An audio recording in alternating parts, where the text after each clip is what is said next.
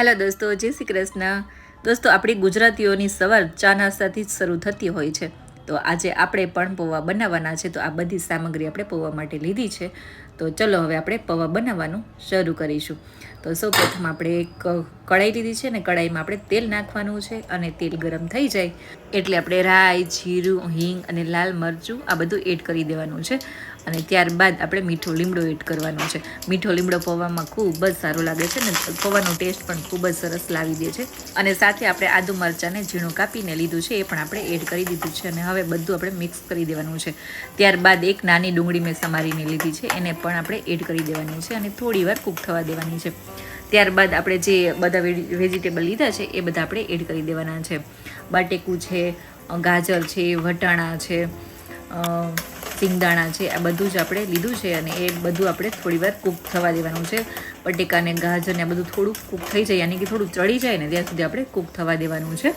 અને થોડું નમક ને થોડી ખાંડ એડ કરશું, જેથી કરી અને આપણા વેજીટેબલ છે એ જલ્દી ચડી જશે અને એને કૂક થતાં વધારે ટાઈમ નહીં લાગે. અને ગરમ મસાલો અને ધાણા જીરું પાવડર તમને પસંદ હોય તો એ પણ એડ કરવું. મને વધારે મસાલેદાર પૌવા પસંદ નથી એટલે મેં ગરમ મસાલામાં એડ નથી કર્યો. અને હવે આપણે હળદર એડ કરી અને થોડી વાર ચડવા દેવાના છે. તો અહીં આપણે થોડી વાર માટે કૂક કરી લીધું છે શાકભાજી. અને અહીં જો દોસ્તો, અહીં આપણા જે બટાકા છે ને એ સરસ મજાના કૂક થઈ ગયા છે. આપણે ચમચા વડે ચેક કરીશું ને તો ટુકડા થઈ જાય છે બટેકાના. તો અહીં જુઓ દોસ્તો, અહીં આપણા બટેકા સરસ કૂક થઈ ગયા છે. તો હવે આપણે આમાં ટામેટું એડ કરી દેવાનું છે. અને ટામેટું એડ કર્યા બાદ ફરીથી આપણે થોડી વાર ચડવા દઈશું. ટામેટું થોડું કૂક થઈ જાય ને ત્યાં સુધી આપણે ચડવા દેવાનું છે.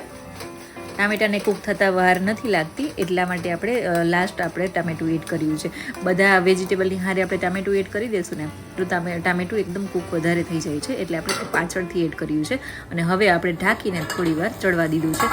તો અહીં આપણે થોડી વાર કૂક થવા દીધું છે આ બધું જ વેજીટેબલ. અને આપણું વેજીટેબલ બધા જ કૂક થઈ ગયા છે. ટામેટું આપણે જે એડ કર્યું છે ને એ પણ સરસ કૂક થઈ ગયું છે. તો હવે આપણે આમાં પૌવા એડ કરી દેવાના છે.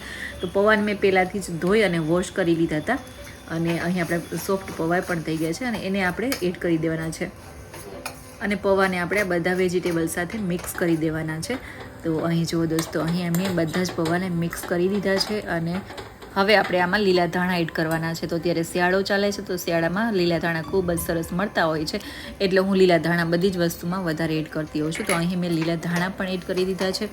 અને પૌવામાં હવે આપણે લીલા ધાણાને પણ સરસ મિક્સ કરી દેવાના છે. અને પછી આપણે આમાં લીંબુ એડ કરીશું. તો અહીં મેં લીંબુનો ટુકડો લીધો છે અને આપણે લીંબુ આમાં એડ કરી દેવાનું છે. તમને જે પણ પ્રમાણે ખટાશ પસંદ હોય એ પ્રમાણે આમાં લીંબુ એડ કરવાનું. તો અહીં આપણે લીંબુ એડ કરી દીધું છે અને લીંબુને પણ હવે આપણે પૌવામાં મિક્સ કરી દેવાનું છે દોસ્તો. તો અહીં દોસ્તો આપણે સરસ મજાના પૌવા બની અને તૈયાર થઈ ગયા છે. ને આ પૌવાને આપણે ચાની સાથે લેવાના છે. તો ચલો, આપણા પૌવા પણ તૈયાર છે અને સાઈડમાં આપણી ચા પણ તૈયાર છે. તો ચાને પણ આપણે સર્વ કરી લેવાની છે અને પૌવાને પણ આપણે સર્વ કરી લેવાના છે. અને દોસ્તો, મારા ઘરમાં વધારે પૌવા જ બનતા હોય છે, કેમ કે પૌવા ખાવામાં ખૂબ જ હળવા હોય છે. ભાખરી કરતાં થોડા હળવા હોય છે. ભાખરી થોડી ખાવામાં હેવી હોય છે, એટલે હું વધારે પડતા પૌવા જ બનાવતી હોઉં છું. અને સાથે સાથે આપણે મસ્ત મજાની આદુવાળી ચા બનાવી લીધી છે. તો ચલો દોસ્તો, મસ્ત મજાની ચા સાથે પૌવા પણ તૈયાર છે. તો દોસ્તો, આઈ હોપ કે આજનો મારો વિડીયો ને આજની મારી રેસીપી તમને પસંદ આવી હશે. જો રેસીપી પસંદ આવી હોય તો લાઇક શેર કરવાનું ના ભૂલશો. અને જો મારી ચેનલ હજુ સુધી તમે સબસ્ક્રાઈબ નથી કરી તો પ્લીઝ સબસ્ક્રાઈબ પણ કરતા જજો. તો ચલો દોસ્તો, ફરી મળીશું નવી કોઈ રેસીપીની સાથે. આવજો. જય શ્રી કૃષ્ણ.